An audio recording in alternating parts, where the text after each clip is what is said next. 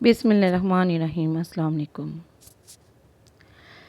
کھیتر پہاڑی سلسلہ 270 کلومیٹر کی ایک پٹی کی صورت میں سندھ اور بلوچستان کے درمیان ایک قدرتی سرحد ہے۔ اس پہاڑی سلسلے کا ایک حصہ کراچی کے شمال میں آ کر ختم ہوتا ہے، جبکہ ایک حصہ بلوچستان کے ضلع ہزدار میں بروہی پہاڑی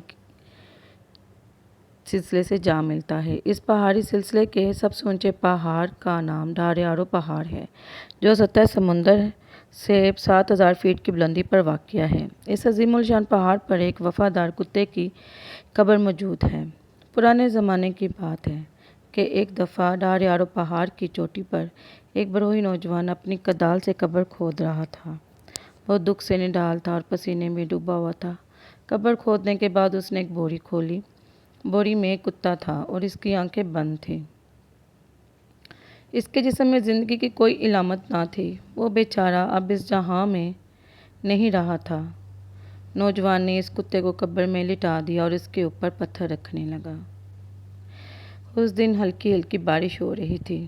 بروہی نوجوان نے اپنے وفادار کتے کی قبر پر آخری پتھر رکھا۔ کچھ دیر بعد وہ اٹھا اور دھارے مار مار کر رونے لگا۔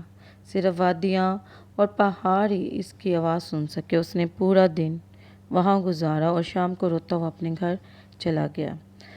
گھر میں بھی اسے سکون و قرار نہ مل سکا۔ اسے اپنے وفادار کتے کے ساتھ گزارے ہوئے دن بہت یاد آنے لگے۔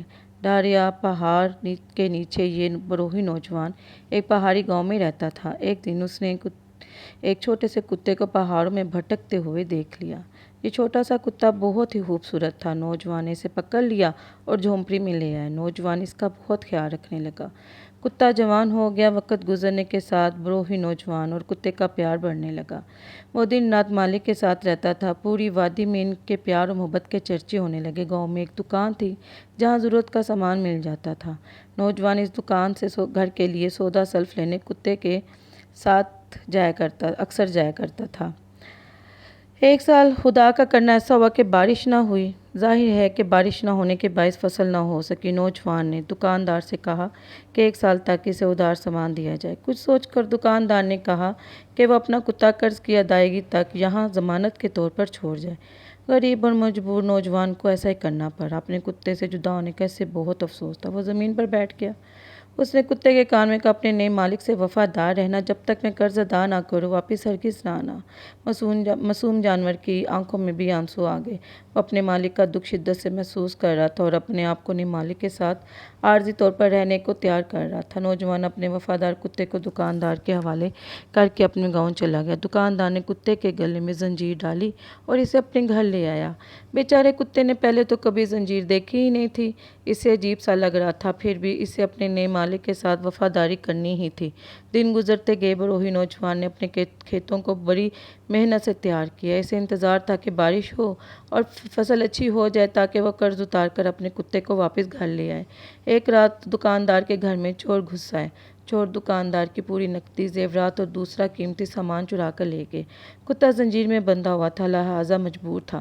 وہ زور زور سے بھونکنے لگا۔ دکاندار جاگ اٹھا۔ اسے محسوس ہوا کہ کچھ گڑبڑ ہوئی ہے۔ اس نے فوراً کتے کو زنجیر سے آزاد کر دیا۔ کتا چوروں کے پیچھے دوڑا۔ چور گاؤں کے باہر ندی کے کنارے پہنچ گئے تھے۔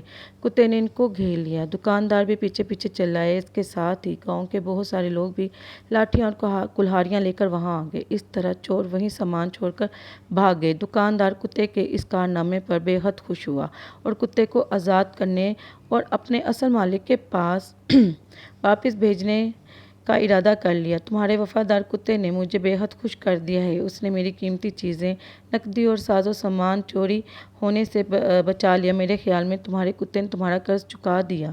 اب تم میرے قرض دار نہیں ہو۔ تمہارے کتے کو آزاد کر کے تمہارے پاس واپس بھیج رہا ہوں۔ دوسرے دن دکاندار نے کتے کے گلے میں یہ پرچی ڈالی اور زنجیر کھول کر کتے کو اپنے پرانے مالک کے گھر جانے کا حکم دے دیا۔ کتے نے خوشی خوشی اپنے پرانے مالک کے گھر کی طرف دوڑنا شروع کیا۔ وہ پہاڑی رکاوٹوں کو پھلانگتا ہوا آگے بڑھ رہا تھا۔ اچانک اس کی نظر اپنے پرانے بروہی مالک پر پڑی۔ اب کی بار بارش خوب ہوئی تو فصل بھی اچھی ہوئی۔ بروہی نوجوان نے اناج بیچ کر قرض کے پیسے دینے کا انتظام کر لیا تھا۔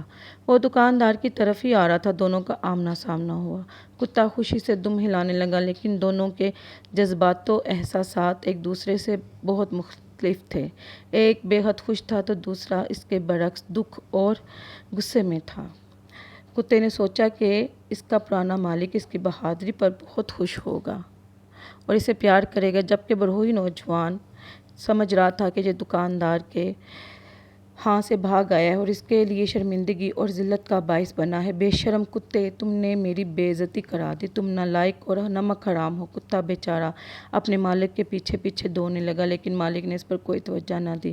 اتنے قابل فخر اور وفادار جانور کے لیے یہ سب کچھ برداشت سے باہر تھا۔ اسے یقین ہو چلا تھا کہ اس کو پرانا مالک قبول نہیں کرے گا، لہٰذا وہ غم کی شدت سے وہیں ڈھلوانی راستے پر گر گیا اور دم توڑ گیا۔ نوجوان جب دکاندار کے پاس قرضہ واپس کرنے پہنچا تو اسے حقیقت کا علم ہوا۔ دکاندار نے اسے بتایا کہ اس نے کتے کے گلے میں کتے کی رہائی اور قرض کی معافی کا پرچہ لکھ کر باندھ دیا تھا۔ دکھ، اداسی اور پچھتاوے کا بوجھ لیے نوجوان وہاں سے روانہ ہوا۔ ہلکی ہلکی بارش تھی، لیکن اس نوجوان کے دل میں تو دکھ اور پشیمانی کی تپش تھی۔ اس نے اپنے مرے ہوئے محبوب کتے کو بوری میں ڈالا اور ڈاریارو پہاڑ کی چوٹی پر قبر کھود کر اسے دفنا دیا۔ آج بھی اس وفادار اور قابل فخر کتے کی قبر اس پہاڑ کی چوٹی پر موجود ہے، جہاں سال کے 12 ماہ زبردست ٹھنڈ رہتی ہے۔ صدیاں بیت گئی ہیں، لیکن سندھ کے لوگ وفادار کتے کی کہانی کو نہیں بھولے۔